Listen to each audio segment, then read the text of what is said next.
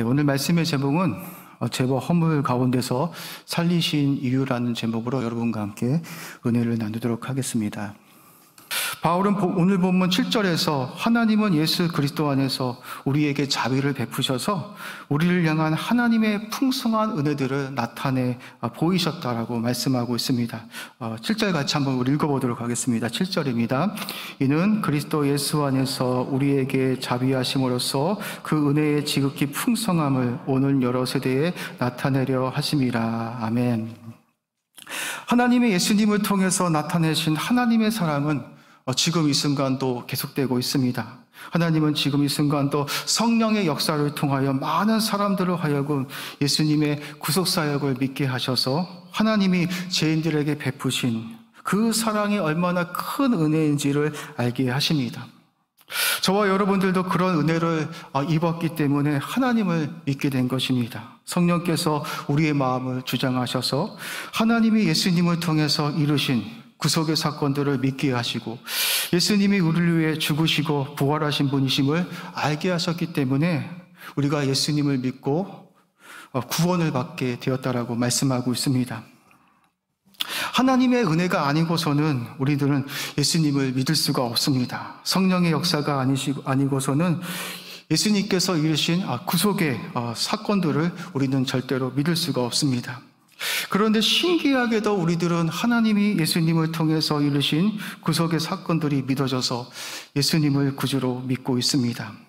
우리가 예수님을 구주로 믿게 된 것은 하나님이 예수님을 통해서 베푸신 하나님의 은혜가 얼마나 큰 은혜인지를 우리 가운데 알게 하시고 믿게 하셨기 때문입니다.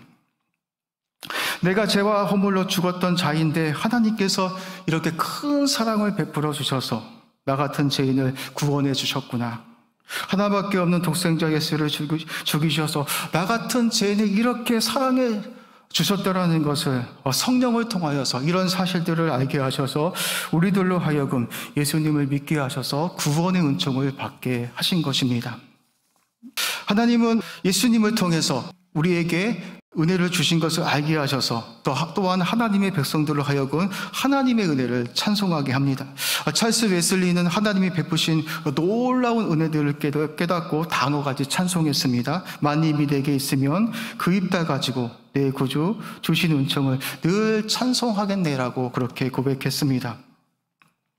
우리가 자주 부르는 찬송가 304장 그 크신 하나님의 사랑은 네헤만 목사가 작사를 했습니다. 네헤만 목사는 취조공장에서 일을 했습니다. 네헤만 목사의 부인은 어느 날 점심 도시락을 싸주었는데 그 도시락 안에다 한 편의 시를 같이 써주었다라고 합니다. 이런 시였습니다.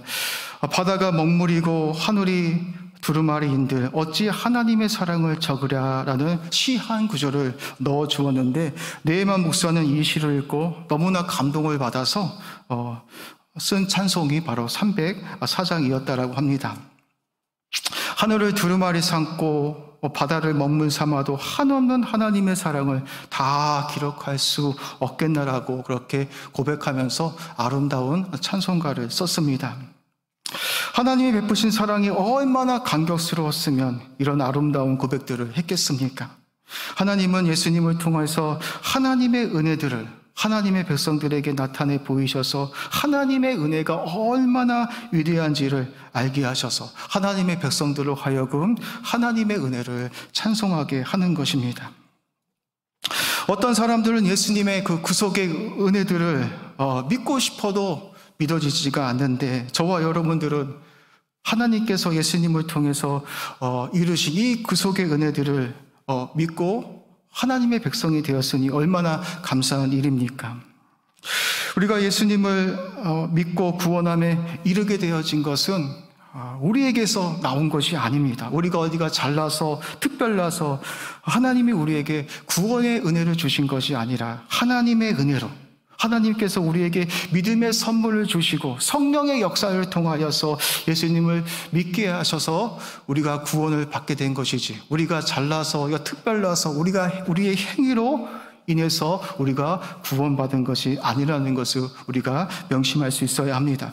바울은 오늘 본문 8절과 9절 말씀을 통해서 이렇게 말하고 있습니다. 우리 구원이 우리의 행위로, 우리의 자격으로 되어진 것이 아니라 하나님께서 우리에게 믿음의 선물로 우리에게 은혜를 베풀어 주셔서 우리가 하나님을 믿게 되었음을 우리에게 말씀하고 있습니다. 우리 다 같이 오늘 본문 8절과 9절 말씀을 한번 같이 읽어보도록 하겠습니다. 8절과 9절 말씀입니다. 너희는 그 은혜에 의하여 믿음으로 말미암아 구원을 받았으니 이것은 너희에게서 난 것이 아니요 하나님의 선물이라. 행위에서 난 것이 아니니 이는 누구든지 자랑하지 못하게 함이라. 아멘. 우리는 하나님의 은혜로 구원을 받았습니다. 하나님이 믿음의 선물을 주셔서 예수님을 믿게 되었고 그래서 구원의 은총을 받게 되었다라고 우리에게 말씀하고 있습니다.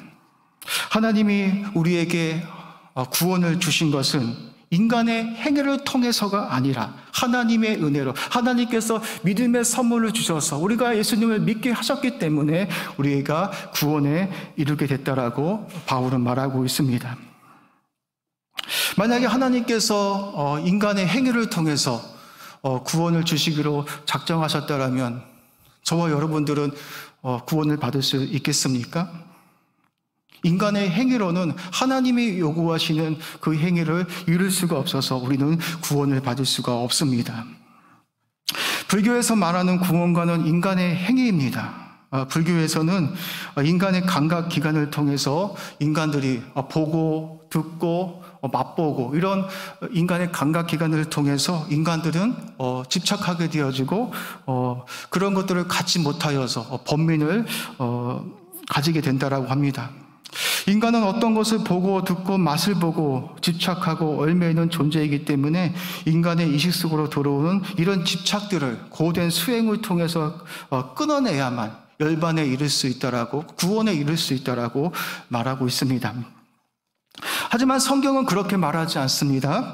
바울은 로마서 7장에서 인간은 절대로 인간의 의지를 통해서 선을 행할 수 없다라고 그렇게 말을 하고 있습니다. 로마서 7장 19절과 20절 말씀에서 바울은 이렇게 말하고 있습니다. 내가 원하는 바 선은 행하지 아니하고 도리어 원하지 아니하는 바 악을 행하는도다. 만일 내가 원하지 아니하는 그것을 하면 이를 행하는 자는 내가 아니요 내 속에 거하는 죄라라고 말하고 있습니다. 바울은 선을 행하기를 원하지만 도리어 악을 행하는 자신을 보면서 절망합니다. 인간 안에 죄가 역사하고 있기 때문에 죄를 끊어내지 않는 이상 인간들은 스스로의 힘으로 스스로의 고행으로 절대로 구원을 할 수 없다라고 말하고 있습니다. 뉴턴은 자신의 행위로 이루어지기 위해서 수도원에 들어가 고된 수행을 합니다. 잠시라도 흐트러진 모습을 보이면 은채찍으로 사정없이 자신의 몸을 후려쳤습니다.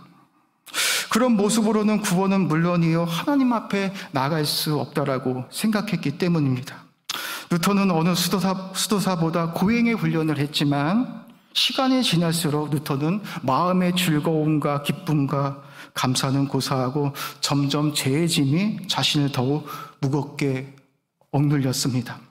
뉴턴은 이런 과정을 통해서 사람은 어떤 노력으로도 수행으로도 하나님이 원하시는 의로움에 도달할 수 없다라는 것을 깨닫고 절망하게 되어집니다. 자신의 행위로 이루어질 수 없다는 것을 알고 절망한 뉴턴은 어느 날 로마서 1장 17절 말씀을 보다가 놀라운 진리를 발견하게 됩니다. 인간이 고된 수행을 통해서 구원을 받는 것이 아니라 예수님을 믿는 믿음을 통해서 사람이 이롭게 되어진다라는 사실을 깨닫고 그때부터 참 자유를 누리게 됩니다.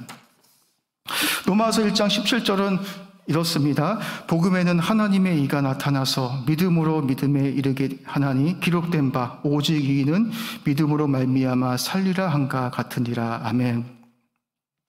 뉴턴은 로마서 1장 17절의 말씀을 묵상하다가 놀라운 진리를 발견하게 됩니다. 복음에는 하나님의 의가 나타나서 믿음으로 믿음에 이르게 된다라는 사실을 발견합니다.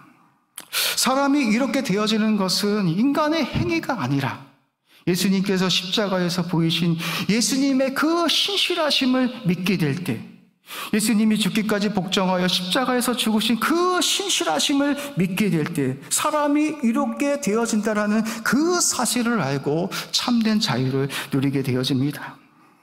루터는 로마서 1장 17절에서 인간의 행위로 구원을 받는 것이 아니라 예수님이 죽기까지 복종하여 십자가에서 보여주신 그 신실하심을 믿게 될 때 예수님의 이로움이 우리에게 전가되어서 우리가 의롭게 되어진다라는 사실을 발견하게 됩니다. 사랑하는 성도 여러분, 우리가 주일 성소를 잘하고 11조를 잘 드리고 새벽 예배를 한 번도 빠짐없이 잘 드린다고 해서 구원을 받는 것이 아니라 우리가 구원을 받는 조건은 오직 믿음을 통하여서 예수 그리스도를 믿는 믿음을 통하여서만 이루어진다라고 성경은 우리에게 말하고 있습니다. 우리가 예수님을 믿게 되면 믿음이 우리를 그리스도 안으로 데리고 갑니다. 믿음이 그리스도와 우리를 연합시켜 줍니다. 우리가 그리스도와 연합된 자가 되어지면 우리는 하나님이 약속하신 모든 축복들을 그리스도를 통하여 얻게 되어지는 것입니다. 하나님은 오직 예수님을 통해서만 하나님께서 약속하신 그 모든 축복들을 주시기로 약속하셨기 때문에 우리가 예수님을 믿게 되어지면 우리가 예수님과 연합된 자가 되어져서 하나님께서 약속하신 그 모든 축복들을 예수님을 통하여서 받게 되는 것입니다. 요한복음 15장 5절 말씀에서 예수님께서 이런 말씀을 하십니다. 나는 포도나무여 너희는 가지라. 그가 내 안에 내가 그 안에 거하면 사람이 열매를 많이 맺나니 나를 떠나서는 너희가 아무것도 할 수 없더라고 예수님은 이렇게 말씀하십니다. 이 말이 무슨 뜻입니까? 가지인 우리가 참 포도나무 대신 예수님께 붙어 있지 않는 것이라면, 다시 말씀드려서 연합되어 있지 않는 것이라면 예수님을 통해서 오는 모든 축복들을 우리가 누릴 수 없다라는 말이기도 합니다.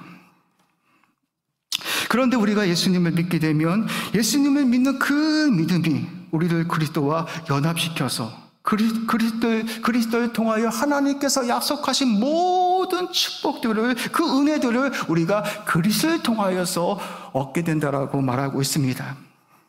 하나님은 예수님을 통해서 하나님이 주신 축복들을 누릴 수 있도록 우리에게 믿음의 선물을 주시고 예수님을 믿게 하셔서 구원의 은총을 누리게 하신 것입니다. 우리가 예수님을 믿게 된 것은 우리가 어디가 잘나고 특별나서, 우리가 어디가 대단해서 그렇게 되어진 것이 아니라 오직 하나님의 은혜로 하나님께서 우리에게 믿음의 선물을 주셔서 예수님을 믿게 하셨기 때문에 우리가 예수님을 믿게 되어서 구원함에 이르게 되어진 것이지, 우리의 행위로, 우리의 자격으로 우리가 구원을 받게 된 것이 아닙니다. 하나님의 은혜로 우리들은 예수님을 믿게 되어서 구원함에 이르게 되었습니다. 그런데 많은 분들이 구원을 좁은 의미로만 생각하시는 분들이 참 많이 있습니다. 우리가 구원을 받았다라고 말하면 어떻게 생각하십니까? 예수님을 믿고 죽으면 천국 간다라는 의미로 생각하시는 분들이 참 많이 있습니다. 틀린 말은 아니지만 하나님이 우리에게 주신 구원은 좁은 개념이 아니라 폭넓은 개념을 가지고 있습니다. 우리가 예수님을 믿고 구원을 받게 되어지면 이 세상을 살아가는 동안 하나님은 우리의 모든 필요를 채워주십니다. 우리는 이 세상을 살아가면서 많은 환난을 당하지만 그런 상황 속에 놓여져 있다 할지라도 하나님께서 우리에게 믿음을 주시고 용기를 북돋아 주셔서 하늘의 소망을 갖게 하셔서 믿음의 선한 경주를 할 수 있도록 성령께서 우리와 함께 하셔서 용기를 북돋아 주셔서 믿음의 선한 경주를 할 수 있도록 우리의 모든 삶을 이끌어 가십니다. 그래, 힘들고 어려워도 하나님이 나와 함께 하시잖아, 하나님이 나를 붙들어 주시잖아, 이런 마음들을 우리에게 주셔서 믿음으로 나아갈 수 있도록 하나님께서 우리의 삶을 인도해 가시는 겁니다.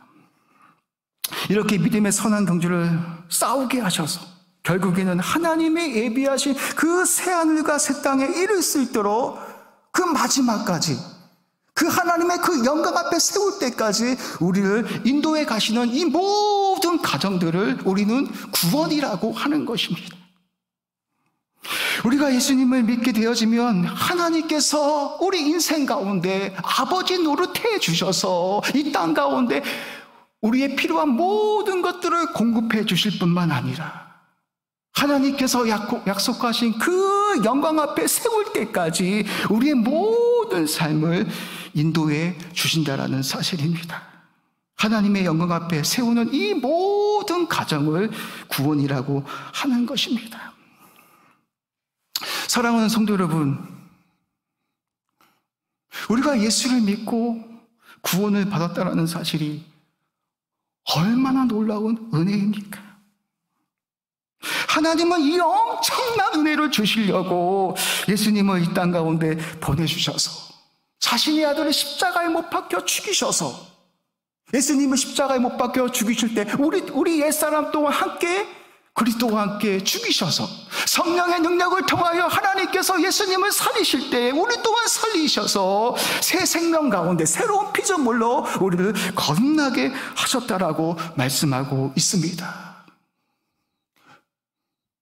왜 하나님께서 예수와 함께 우리 옛사람을 십자가에서 죽이시고 하나님께서 예수님을 살리실 때 우리 또한 살리셔서 새 생명 가운데 행하게 하신 그 이유가 무엇입니까? 그 이유는 바로 하나님의 영광을 위하여 우리들을 죄 가운데에서 구원해 주셨다라는 사실입니다. 바울은 10절 말씀에서 죄와 허물로 죽은 자들을 하나님이 살리신 목적에 대해서 말하고 있습니다. 우리 다 같이 10절 말씀 같이 한번 읽어보도록 하겠습니다. 10절 말씀을 함께 읽겠습니다. 시작. 우리는 그가 만드신 바라 그리스도 예수 안에서 선한 일을 위하여 지으심을 받은 자니 이 일은 하나님이 전에 예비하사 우리도 그 가운데서 행하게 하려 하심이니라. 아멘. 하나님께서 죄와 허물로 죽은 우리들을 구원하신 목적이 무엇입니까? 하나님을 영화롭게 하기 위해서입니다. 하나님은 창세전에 자신의 영광을 위하여 인간을 지으셨습니다. 하지만 인간은 하나님의 말씀에 불순종하여 거역하다가 하나님의 영광을 가리우는 자들이 되었습니다. 우리 모두는 다 아담 안에 있기 때문에 허물과 죄로 죽은 사람들이기 때문에 하나님의 영광을 위하여 살 수 없는 그런 자들이었습니다. 그런데 하나님은 죄와 허물로 죽은 하나님의 백성들을 살리셔서 하나님이 창세전부터 계획하셨던 그 선한 목적을 예수 안에서 새롭게 거듭난 하나님의 백성들을 통하여서 다시 이루어 가시기 위해서 저와 여러분들을 죄와 허물로 죽은 저와 여러분들을 구원해 주셨다라고 말씀하고 있습니다. 하나님께서 우리들을 죄와 허물 가운데서 살려주셨기 때문에 우리는 하나님이 계획하셨던 그 선한 목적에 부합하며 살아가야 합니다. 어떻게 살아가야겠습니까? 하나님의 은혜로 구원해 주신 그 사랑을 기억하면서 하나님을 영화롭게 하고 하나님의 뜻대로 살아가는 자들이 되어져야 합니다. 바울은 로마서 12장 2절에서 다른 표현으로 우리에게 말하고 있습니다. 너희는 이 세대를 본받지 말고 오직 마음을 새롭게 함으로 변화를 받아 하나님의 선하시고 기쁘시고 온전한 뜻이 무엇인지 분별하며 살라라고 말하고 있습니다. 너희들이 어떠한 자들이냐? 하나님께서 엄청난 희생을 치르셔서 십자가에서 예수 그리스도와 함께 우리 옛사람이 죽고 하나님이 예수님을 살리실 때 우리 또한 살리셔서 하나님의 백성으로 삼아 주셨는데 과연 그렇다면 너희들이 어떻게 살아가야 하느냐라고 사도 바울은 우리에게 말씀하고 있습니다. 너희들이 예수 그리스도 안에서 새롭게 거듭난 자들이 되었기 때문에 너희는 이제는 이 시대를 본받지 말고 오직 마음으로 새롭게 변화를 받아 하나님이 선하시고 기쁘시고 온전한 뜻이 무엇인지 분별하면서 하나님께 영광을 돌리며 사는 삶을 살아가라고 우리에게 말하고 있습니다. 하나님께서 죄와 허물로 죽은 우리들을 구원하신 이유는 예수 안에서 새롭게 거듭난 우리들로 하여금 하나님의 영광이 되기 위해서입니다. 그렇기 때문에 하나님의 사람들은 우리에게 주어진 삶 속에서 하나님을 영화롭게 하면서